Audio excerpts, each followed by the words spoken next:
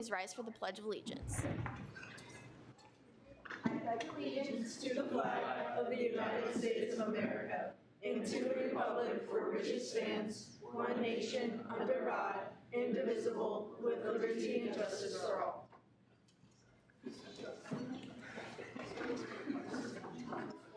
I want to begin our Student Senate meeting taking place on Thursday, September 25th, 2025 with a land acknowledgement. We recognize that Kansas State University, as the first land-grant institution, stands on the ancestral lands of the Kaw people. Our state of Kansas is home to 4 federally recognized Native nations, the Iowa, Kickapoo, Prairie Band Potawatomi, and Sac and Fox. We must remember that the land serving as the foundation for this institution was and still is stolen land acquired by white settlers. We pledge our commitment to creating decolonized spaces at the university while advocating for the support and future success of Indigenous faculty, staff, and students at K-State. Speaker Pro Tem Lee will now take it away with first roll call. Great, welcome back, y'all. Alvarez. Here. Barnes. Here. Benson. Here by proxy. Black. Here. Biswell. Here. Brown Logan. Here. Brown Wyatt. Here. Carey. Oh, sorry. Koch. Here. Dunn. Here. Erickson.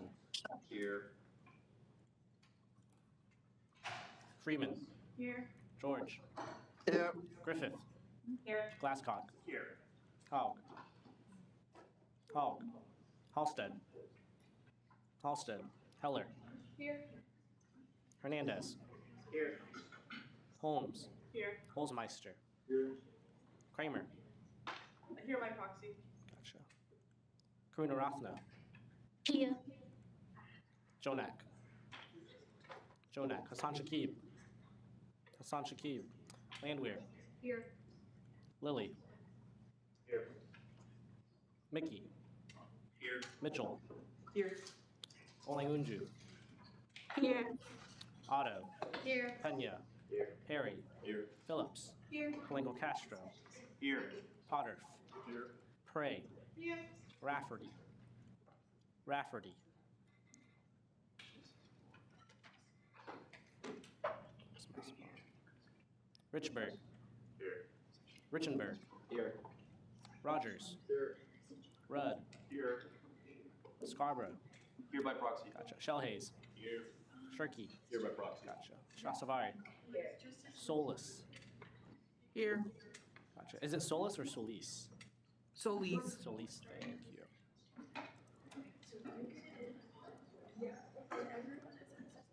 Sushanik. Here. Zacco. Zacco? Yeah. Perfect. For proxies tonight, I have Holmes for Kramer, Zacco for Trump, Palenco Castro for Scarborough, Zacco for Jacobson, Sushanik for Hoffman, Perry for Shirky, Mickey for Springer, Holzmeister for O'Malley, and Shellhaze for Carey. And Biswell for Hawk. Biswell for who? Avery For Hawk. Hawk. I gotcha. Thank you. For Halstead. Okay. Gotcha. Who else? Am I missing folks? I'm not proxying for Madeline. It should be Rogers for Jacobson, and then Zacco for Trump. The Zacco for Jacobson, right? You said Zacco for Trump, Zacco for Jacobson. It's just Zacco for Trump and Rogers for Jacobson. I gotcha. Thank you. And Hernandez for Benson. Okay. Okay. All right, so we will now move into our first open period. We have a few first open period speakers with us this evening. If we could please close our laptops and give our guests our full attention. I will now welcome Lafine Health Center up to the front.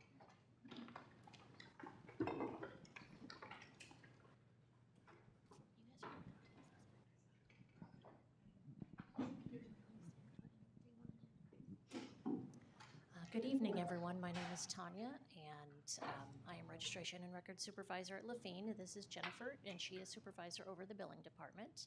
And we're just here to give a brief overview of the services that are offered at Lafine and touch base on insurance. And then we'll open for questions after that.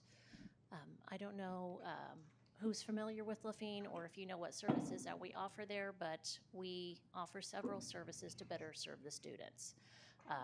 We have allergy injections, we have a dermatology nurse practitioner, primary care services, immunizations, lab testing, massage therapy, mental health nurse practitioner that does medication management and ADHD testing. We also offer nutrition counseling. We have a pharmacy, physical therapy, sports medicine and injury treatment, travel immunization consultations and travel immunizations, women's health, and we also offer x-rays. To make appointments, you can make the appointments through your portal. You can also call and schedule. I will tell you that we get you in probably quicker than you would a typical doctor's office unless you're going to urgent care. If you don't find appointments available online, please call. If you're having, an injury or an acute illness, we'll have you talk to a nurse. They'll assess your symptoms and see what they can do for you as soon as possible. Okay. And I'm going to pass it on to Jennifer, and she's going to. I'm Jennifer. I am the billing and insurance supervisor at Lafine. I'm also the chair for the Kansas Board of Regents Student Insurance Advisory Committee. Some talking points that I have to discuss as far as health insurance goes is know your insurance. We're going to discuss that, the difference between in-network and out-of-network, contracted versus non-contracted, your financial responsibilities, and then our student program. So one of the main things to know is like patient responsibility. When you come in for an appointment, it is your responsibility as the patient to know your health insurance plan, what it offers as far as benefits and exclusions, know what your deductible is, your copay, your co-insurance, what kind of coverage you have. If you ever have any questions on how to find that, you can always look. There's a number on the back of your insurance card. You can call the insurance, or you can look on their website and they will give you insight as to what you need or get you to somebody who can help you. It's important at every appointment that you provide us with your current insurance. If you don't have your current health insurance with you, you can always upload that on your portal. We do need to have that within 24 hours of your appointment. That way your insurance can be billed properly. There's a thing called timely filing, where if your insurance is not supplied to us within that time, you will then be responsible for payment of your bill. Responsibilities. With insurance, also, you have varying plans. There's so many plans within all the insurance companies. There's no way for us to ever know what your plan would actually cover. So it's very, very important that you know your plan. If you don't, your parents might know or be able to assist you with that. Another reason to know your plan well is your financial responsibility, because like I said, you are responsible for all costs that are not covered by your insurance, or if you don't supply it to us in a timely fashion.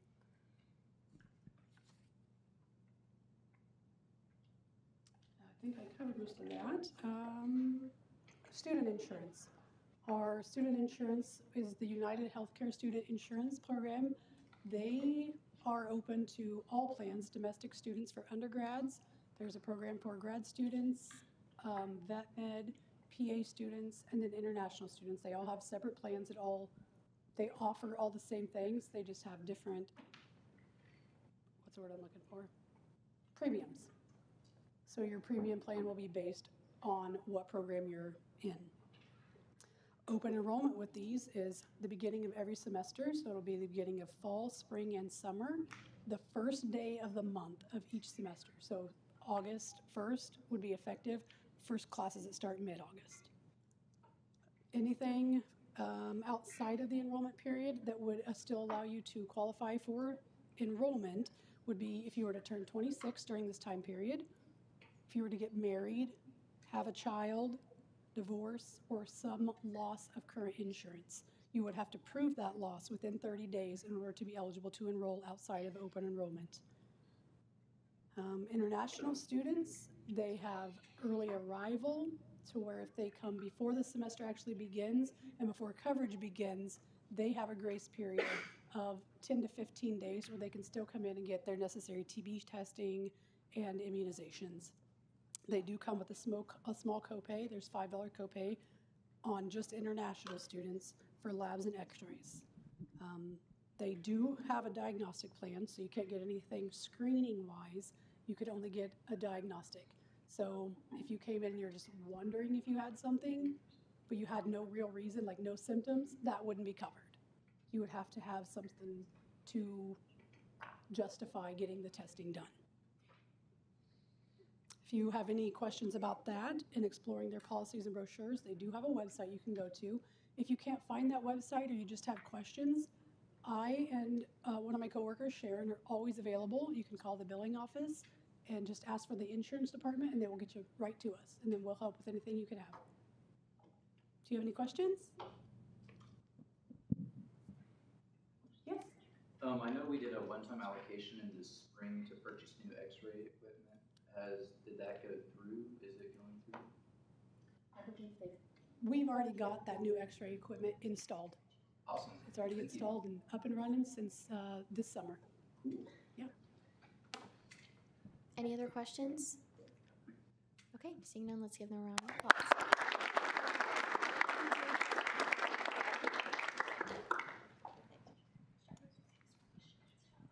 All right, for our next open period speaker, we have some representatives from the HALO organization. So if you could still give them your undivided attention, please keep your laptops closed.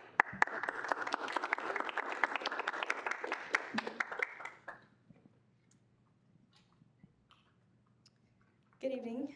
Thank you all so much for giving us a little time today to talk about Hispanic Heritage Month. My name is Darlene. I'm the president of the Hispanic American Leadership Organization. I'm currently a junior studying biology here at K-State, and then here with me today is Melanie. Good evening. As Darlene said, my name is Melanie. I am also a junior studying statistics and data science. All right, so what is Hispanic Heritage Month? It celebrates the impact the Hispanic community has had in the United States. It runs from September 15th to October 15th, blanketing the independence days of many Central American countries, honoring the resilience and determination of the Hispanic community. It starts on the 15th of September, covering Costa Rica, El Salvador, Guatemala, Honduras, and Nicaragua's independence days, and then Mexico with the next day, Chile the 18th, and Belize the 21st. And fun fact, the celebration actually first started off as a week and then expanded to a month. As an observed week from President Johnson, then a signed proclamation from President Nixon, and then finally President Reagan expanded it into a month. This month allows shedding light into the achievements, contributions, and hard work of the millions of Hispanics in our communities. And speaking of communities, who celebrates Hispanic Heritage Month? Now, anyone and everyone can celebrate Hispanic Heritage Month, but specifically we'll talk about the Hispanic population. In the United States, for example, Hispanics make up 20% of the total population. Of Kansas, they make up 13%, and at K-State, 9%, which is about 2,000 students. So what does Hispanic Heritage Month mean to us? I personally was born in Puerto Rico, and I moved here when I was pretty young, so I didn't really have a lot of space to celebrate my culture or connect to my roots. Once I started coming here to K-State, I did find those spaces to connect with my roots and share my culture. And not only that, I got to learn about other people's cultures and other kinds of Hispanic cultures. And so it's just a really good time of the year to bring the community together. Not only that, it motivates us to strive for success. During this month, we get to hear about all sorts of leaders, Hispanic leaders, who have made so many moves and strides in all sorts of areas, and it's just really inspiring. It reminds us why we're here on this campus, educating ourselves, pushing ourselves forward. And lastly, I mean, like our advisor likes to say, it's a good excuse to eat some good food. And some of the things we do here at K-State to celebrate Hispanic Heritage Month, a lot of the Hispanic organizations will host plenty of events. For example, we have Dia de los Muertos, which is coming up here in October. It's going to be here in the Union, so if you guys are interested, keep a look on for that. We also have Latin Night. If you guys like to dance, it's going to be tomorrow, also here in the Union. Also, we have a cultural spotlight next week. And like I said, it's to me personally, so interesting to learn about all kinds of Hispanic cultures. And during this event, we get to not only connect with our own cultures, but hear about each other's. And so I think that's really exciting. Another event we have coming up is Encuentro, which is where a lot of high school students from the Midwest will come to campus, and they'll get to run through all sorts of workshops and just kind of live a day in the life of a college student and learn about things they should be maybe looking out for when they're applying to colleges or scholarships and things like that. And like I said, leadership development, we really try to push that during this month because, once again, we're always striving, always pushing ourselves to be better. But yeah, thank you all so much for the time to come up here and talk. And yeah, I hope you all have a good evening. Are there any questions for our guests? None? Okay, fantastic. Thank you guys so much. Thank you.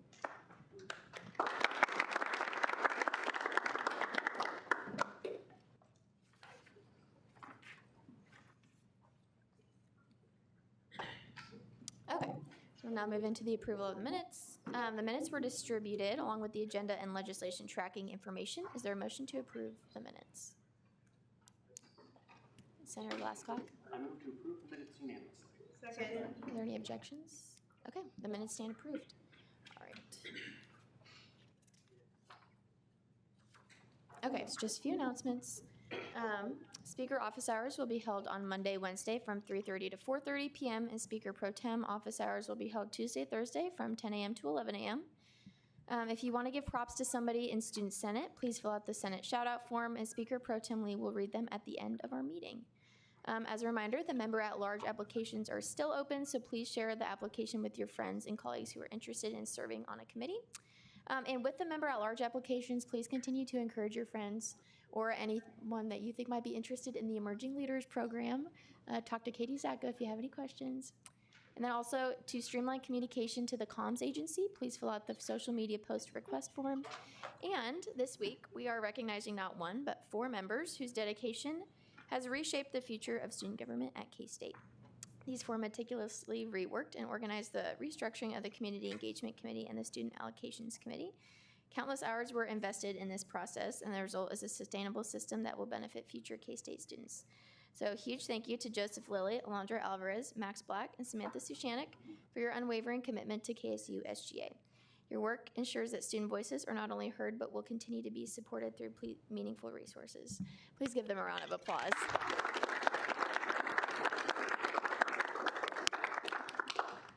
Okay, and then finally, our quote of the week. We can't help everyone, but everyone can help someone. Ronald Reagan. Okay. Huh? Oh, sorry. I just have a question. When does the member-at-large application close? So they don't technically close. We're accepting them on a rolling basis, so we can continue to assign people to committees. Perfect. But, yep. Okay. So we will now move into approval of appointments. Is there a motion to consider Resolution 25? Oh, okay.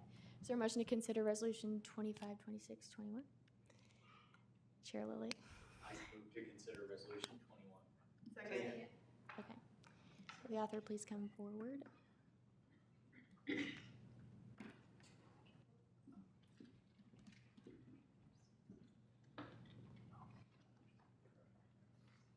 we think I can do this from memory? Yep. Is there a motion to allow the author to summarize? Okay, single. Resolution 25, 26, 21, approval of new student senator. Authors Joseph Lilly, sponsors Evelyn Ediger. Whereas there's one vacancy in the College of Architecture, Planning, and Design.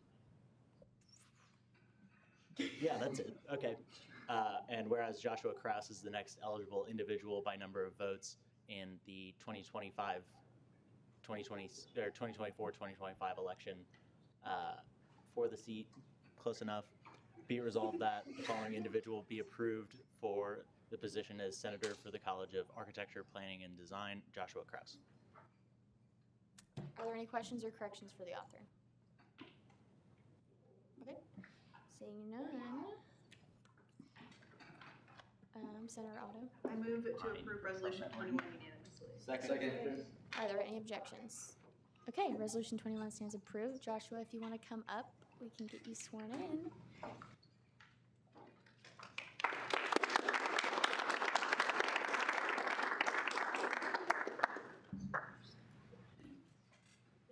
Okay, I'm going to go by the room. Raise your right hand, and then I just use this oath, just say I will. Okay. I'll just project, you can use this in a second. All right, I do solemnly swear that I will faithfully execute the office of student senator and will, to the best of my ability, preserve, protect, and defend the Constitution of the Kansas State University Student Governing Association. I will. Yay! Your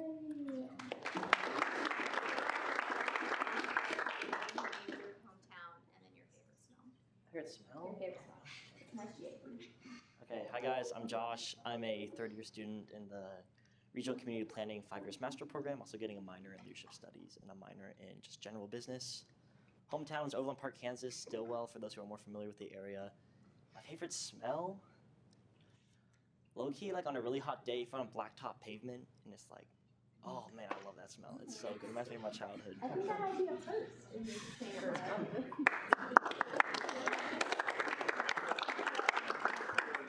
Josh, are you the guy that's always on the video boards at the games? Yes, I am.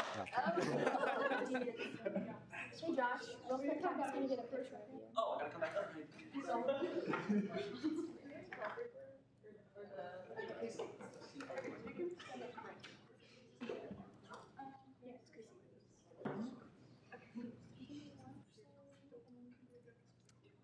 All right, moving forward, is there a motion to consider Resolution 252620? Senator Mitchell. I move to consider resolution 252620. Second. Any objections?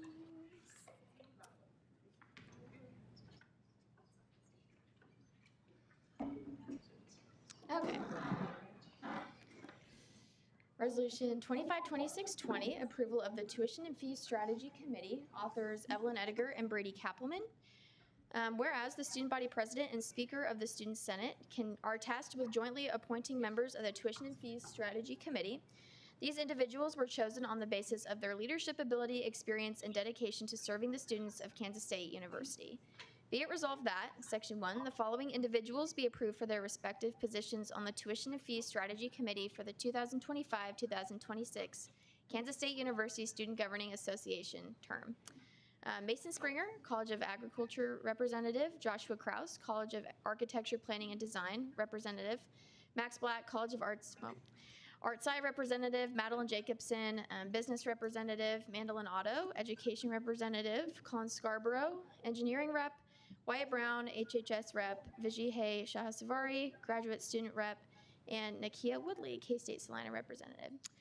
Section 2, a copy of this resolution shall be sent to Faculty Senate President Sarah Lulai, Vice President for Academic Services and Student Affairs and Dean of Students Dr. Thomas Lane, Vice President for Administration and Finance Ethan Erickson, Provost and Executive Vice President Dr. Jesse Perez Mendez, and University President Dr. Richard H. Linton.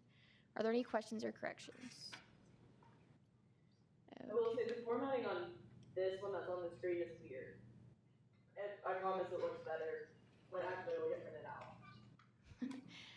Okay. Is there a motion for approval? Senator Glasscock. I move to approve resolution 20 unanimously. Second. Are there any objections? Okay, resolution 20 stands approved.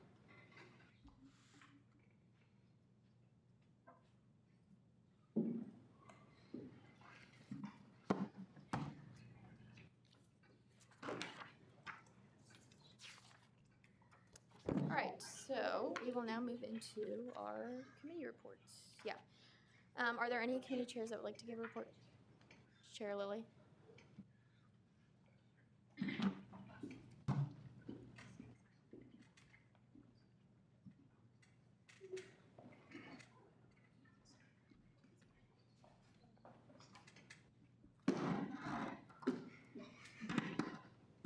Okay, so we had a lot of fun last week with what you can and cannot ask during the introduction of a bill. Basically, if their response is going to be why they wrote the bill, fair game. If their response is going to be why the bill is good, not fair game. And also, if the question insinuates that it's bad, that's also not fair game, obviously. But that's it. Senator Griffith. Senator Griffith. Just for future reference, is that something that could be considered a rule that could be considered suspendable? No. This is Robert's rules. Are there any other questions? Okay.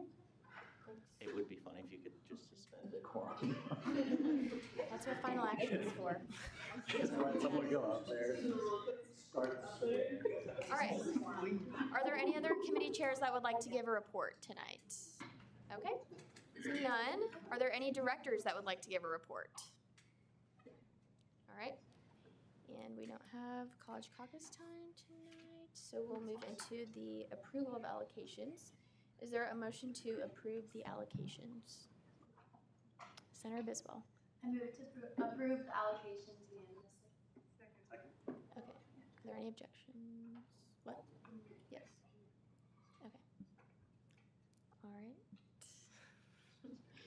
Okay, and we will move into introduction of allocations. All right, is there a motion to consider Bill 252626?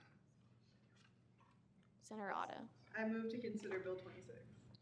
Second. Okay, will the author please come forward? Senator Biswell. I move for the author to summarize. Second.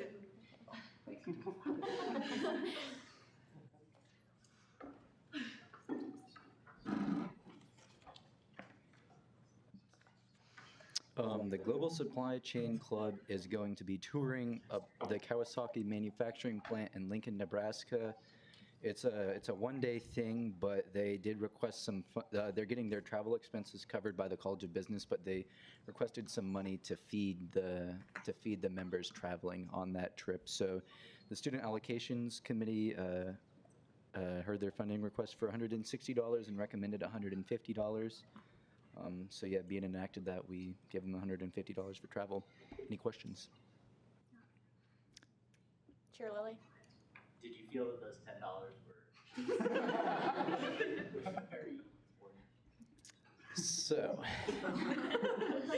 it is a lot easier to keep track of it if everything's in increments of 50 or 100, and my spreadsheets are more important than the $10. Oh my God, wait. Sorry, I just realized we were not. All right, Any are other there questions? Oh, sorry. Go ahead. How many students did you say? You know, they told me, but I did not include it in here. Follow up on that. In theory, could they have requested $150 per person because they're getting additional funding from the business? Are you saying that like they could have requested up to like the $150 or the $1,500 limit? Yeah, for up to 10 people. Would that not be allowed? I'm just curious. So, yeah, it would be allowed in theory. So you can request up to that limit, but that would be where the Student Allocations Committee discretion would come in. And why are we going to pay for things that don't need to be paid for? Yeah. Any other questions? Okay, thank you. All right. So up next we have the introduction of legislation. The first bill is 252621. Is there a motion to consider Bill 21? Senator Rudd. I move to consider Bill 21. Second.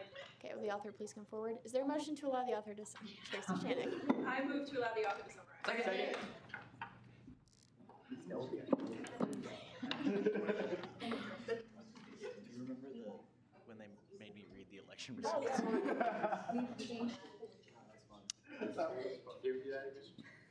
Okay, so basically, there's a bill that went through the Kansas Senate that required us to change how we fund things. So the vast majority of this is not new. It is just moved around from from just chapters 7 and 10. Some of chapter 7 and all of chapter 10 is brand new, but I don't think we altered this to any substantial effect. He could interrupt me. Yeah. Okay, Chair Black. We did shift some power and discretion between like what was traditionally just Student Allocations Committee chair to kind of include both of them, depending on like who's handling whose request. Yes, so we made the rules apply to both of them effectively. What I meant by it's not new is the language is largely the same. The way it works is largely the same. We're just now also applying that to CEC. So that required us moving everything that they shared into Universal, which is why this is so much longer. And they have their individual rules in 7 and 10. Senator Griffith. Were these changes an authentic creation by the authors, or was this something that university administration demanded of you? This was not something they demanded of us. The three of us did all of this. Senator Glasscock? So, does this change the jurisdiction so that student allocation committee only handles sports and travel, and then CEC handles on-campus events? This doesn't. So it. I got it. I promise. The only thing it moves is on campus gets moved to CEC, and SAC keeps travel.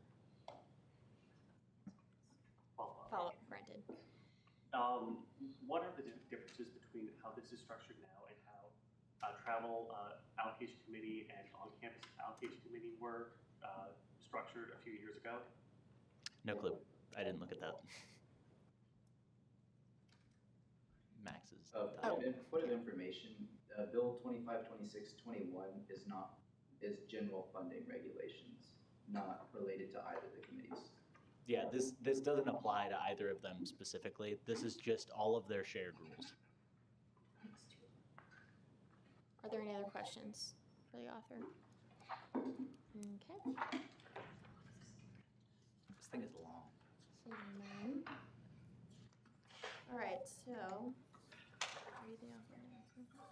Oh, I'm going to add one more thing. Okay. At the end, these bills are all contingent upon the other bills passing because they make no sense if they pass by themselves. Okay, any other questions? All right, thank you. Oh, your placard. Yeah. Okay, is there a motion to consider Bill 22? Senator Rudd. I move to consider Bill 22 and allow the author to summarize. Second. Are there any objections? All right.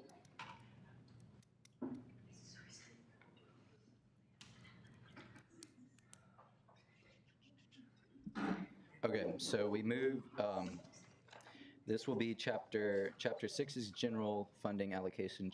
Chapter 7 and 8 are going to be basically everything that's under the purview of the Student Allocations Committee. It follows largely the same reasoning, so I'm not going to read the whereas clauses, but to explain how it works is right now the Student Allocations Committee handles on-campus and travel events, sports clubs, and academic competition teams presentations. So with the changes to community engagement, we decided that it would be easier if we handed off all on-campus events to the Community Engagement Committee, handled travel allocations, and then also continued to handle the academic competition teams and sports clubs. So a lot of that is largely the same, except for there are a couple things that we are changing. So it's going to be called the Student Allocations Fund instead of the Student Activity Fee, because it was kind of confusing how it was before. Sports clubs are going to be referred to as competitive sports clubs because there are sports clubs that do exist, but they don't compete, so they're actually not considered as sports clubs, even though they might be like a club that plays softball, which is a sport. So that's happening, and then with travel events, we changed the limit from $150 per group or per person for up to 10 people. We changed that to $200 per student for up to 15 students traveling for a $3,000 total. And those will still be considered on a rolling basis. Academic competition teams, it's going to be pretty much the same as it was before, but the deadline for that is going to be moved up to, I believe, the last day of the fall semester. And instead of handling all of the academic competition teams in one day, it's going to be similar to like how Tuition Enhancements Committee does theirs now, where they receive all the applications and kind of like hear a couple presentations a week, and then it's still going to be one large bill at the end. And it's the same thing with sports clubs, but I don't remember what the deadline for that is. So any questions on that?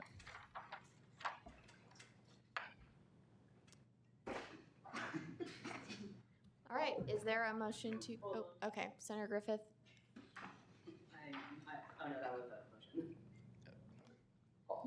there a motion to consider Bill 252623? Senator Griffith. I move to consider Bill 23. Second. Okay, will the author please come forward? Senator Biswell. I move for the author to summarize. Second. I object. What? I object. Okay. This is like 12 pages long. You don't want to. It's fine. All right, it's been moved, seconded, and objected to allow the author to summarize. All in favor of allowing her to summarize, please raise your placards now. All opposed, same sign. Okay. The author may summarize. So we got out of that one. Because this one's not that long, I lied. The first two are really long. So what we essentially did, Chapter 6, they explained universal guidelines. We moved a lot of the CEC stuff in there. Then we have Chapter 7, which is specific to SAC. This is Chapter 10. This was specific to CEC. So what we really did was take out all of the parts that would be related to both of our committees and struck those, and then created brand new regulations and guidelines. Not really brand new, those will all remain very similar. So the regulations for the committee will remain the same, deadlines will remain the same, that way our student orgs aren't freaking out about certain deadlines that have to be met, certain regulations for their presentations, everything is pretty much similar. We are striking the clause that says that they need to be groups that are promoting a message of advocating for underrepresented groups or multicultural or diverse groups. That will be strictly educational, which means CEC will be open to all student orgs as it was before, but all kinds of topics that are related to educational purposes here on campus. If you are asking for money for an event that promotes a message, period, that funding is still eligible. You will have to fit the same guidelines as the other groups did in CEC last year and earlier this year before this change.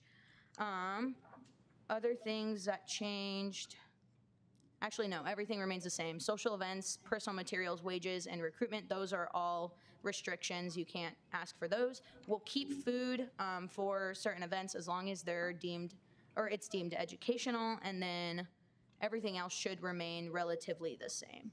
Do we have any questions? Okay. All right. Thank you. Actually, hang on. Yeah, I was gonna say, I'm Is there a gonna motion to consider Bill 252624? Senator Griffith. I move to consider Bill 24. Second. Chair Lilly. I move to allow the author to summarize. Second. All right, this is the final CEC change. This is related to the bylaws, so Madam Speaker, there was an objection on that motion. there was an objection. Okay. All in favor of allowing the author to summarize, please raise your placards now. All opposed, same sign. Okay. Author's allowed to summarize. Great stuff. Okay, cool. The first one was changes to the statutes. That's how we run. Okay, changes to the bylaws. These are going to be a little more different because these are directly related to the committee structure and its purpose. So the purpose of the committee, educational, we talked about that part. The structure. So what we're doing is we're getting rid of the multicultural representatives, the international representatives, and the Spectrum Center representatives. Those are all struck. We're getting rid of comms as well because they didn't really serve a purpose. We will be keeping emerging leaders as of right now because they're beneficial to the actual committee structure. And then in order to keep things kind of even and to have the rule of evens so that we have 12 people instead of 11 voting members, we added one more at-large member. I think that's most of that. Any questions for the author? Okay. Oh, Senator Rudd. When will the restructuring of this committee take effect? When this passes. As soon as it passes? Yeah. Okay.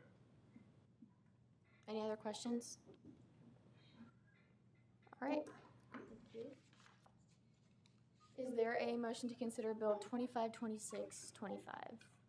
Senator Glasscock. I move to consider Bill 25. Second. Okay, will the author please come forward?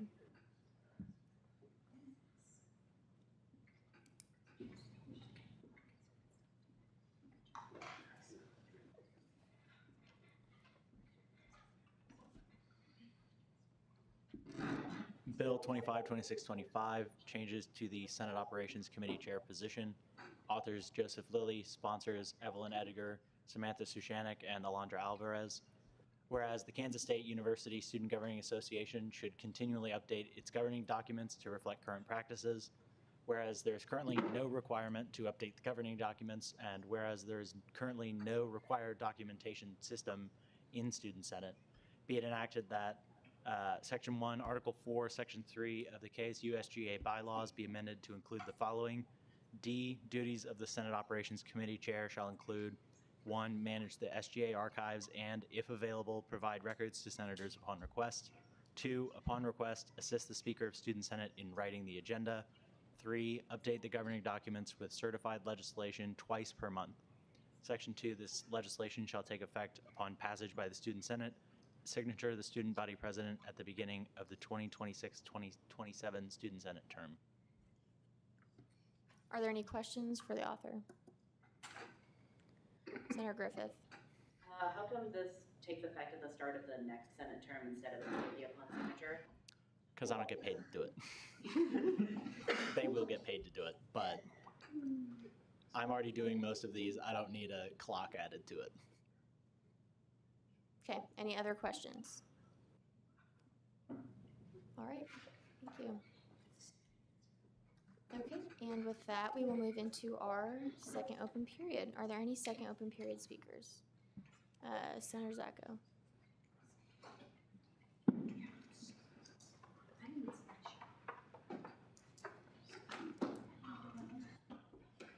Okay, everybody. This is the last time, fingers crossed, I'm going to be talking about the Emerging Leaders Program in terms of recruitment. So far, we have 26 people registered, which is slightly over a third of my goal of 75. So keep bugging people you know. If you haven't sent the information to a club or an organization that you're in, do that. I want 25 people per class, and right now, Class C only has 1 person. Class A has 16, so I want to kind of even that out a little bit. Huge thank you to everyone that helped solicit Greek houses. Madeline's not here, but she went to like 15 houses with me yesterday, so props to her. I didn't even ask her either. She volunteered, which is awesome. And then tabling tonight, thank you to everyone who helped table. So Wyatt, Madeline, Max, Anna, and Logan. Thank you guys so much. I really appreciate it. And hopefully we have a good program that kicks off on Monday.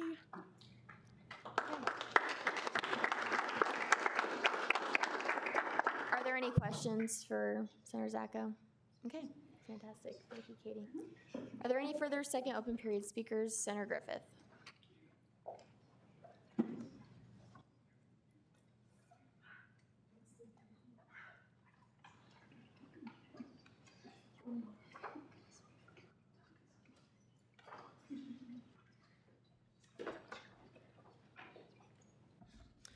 Hello, I'm up here. The only reason I'm up here is totally because I want to share an interesting little bit of information I learned, and totally not because I took the over on this meeting. I want to talk to you guys about an archaeological site that has the potential, although it is very debated, to rewrite history. The Cerruti Mastodon Kill. It is a paleontological and a hypothesized archaeological site located in San Diego, California, where broken mastodon bones that were potentially used by early hominids as kill tools as a archaeological site that was dated to around 137,000 years ago. Now, in case you guys don't know, the first entry of Homo sapiens into the New World was around 30,000 to about 14,000 years ago. Over 130,000 years ago would mean that the first hominid species to come to North America would have actually been a completely different hominid species, as Homo sapiens hadn't even left Africa at that point. Of course, this is a hotly debated topic, as this was only discovered in 2017 and is the only site of its kind. However, I just think it is something that is very fascinating that I wanted to share with all of you. Are there any questions for the author or speaker? All right. Are there any further second open period speakers? Senator Blanco Castro.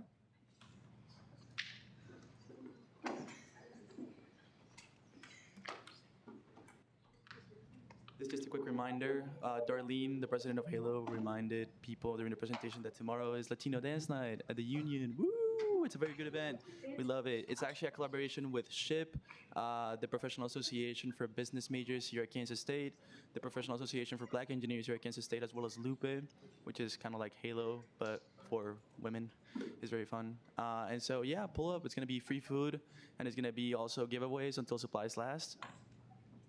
Come out and dance. Hope to see you there.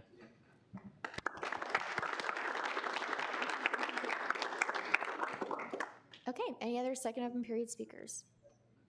All right, and with that, we will move into Senate shoutouts. Hello. So here we have 38 today. Very good. I was too busy. Shout out to wanting to make Alondra read us to a bedtime story. Shout out to Andrew eating his dinner during Senate. Yes, indeed. Rice and eggs, if you wanted to know. Shout out to Speaker Edgar. Shout out to Business Caucus. Shout out to spreadsheets being more important than $10. Shout out to not looking back as to what happened previously, as it's spelled. Shout out to Senator Krause for already being a campus micro-celeb. We need more senators to become them. Hopefully he delivers our win on Saturday. That's personally what I said. Shout out to Andrew hiding his food. Not very well. I know, I tried. Shout out to Summarizing. Shout out to Emerging Leaders. Shout out to a lot of proxies. Shout out to Joseph Gentle parenting us about what to ask during introduction of legislation. Shout out to Chair Lilly. Shout out to getting out early. Shout out to Max looking like a dad. Shout out to being stingy of $10. Shout out to Max spreadsheets being worth more than $10. Shout out to texting my lover in the roll call spreadsheet. Shout out to the engineer, education, and Logan line. I say if 2/3 of the Senate want to, we should suspend decorum, let the senators swear. Shout out to Joshua and Logan being twins. Shout out to Ben being clumsy. Shout out Emerging Leaders Program. Shout out to allowing the authors to summarize. Shout out to X-ray machines. Shout out to Vivian Filibustin. Shout out to Fat Bear Week. Shout out to getting your littles and grand littles this week. Congrats, everyone. Shout out to the 15 extra minutes we saved by allowing them to summarize. Shout out to Max for being late to table at Kramer.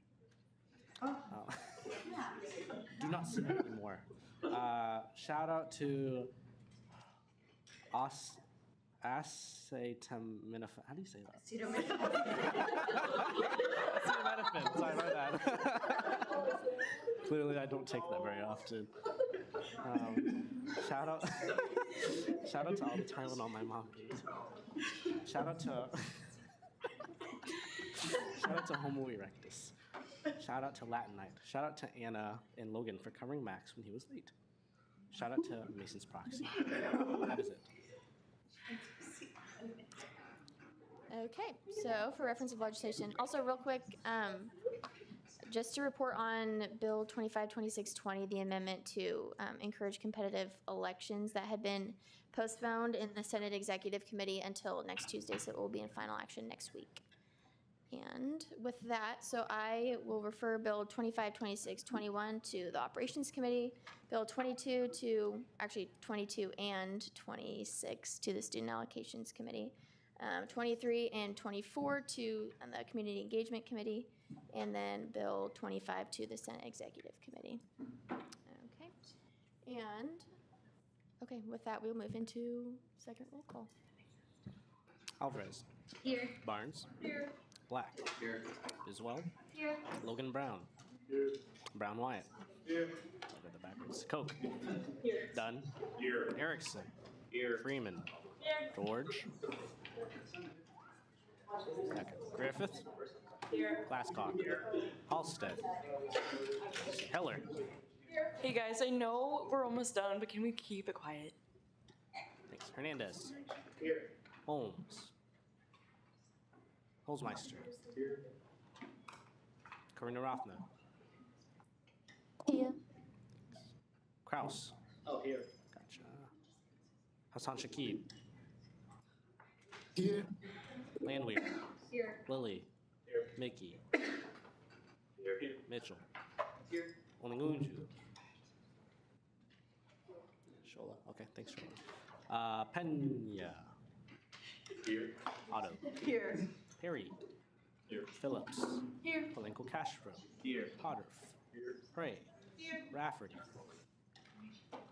Richburg, James. Richenberg. Here. Rogers. Here. Rudd. Here. Shellhaze. Here. Shasavadi. Here. Solis. Here. Gotcha, thank you. Sushanik. Here. And Zacco. Here.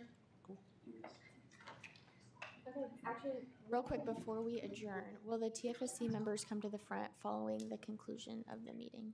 Real quick. Okay, and with that, is there a motion for adjournment? Senator Glasscock. So move to adjourn until same time as being placed next week. Okay, all in favor, please raise your placards now. All opposed, same sign. And meeting is adjourned.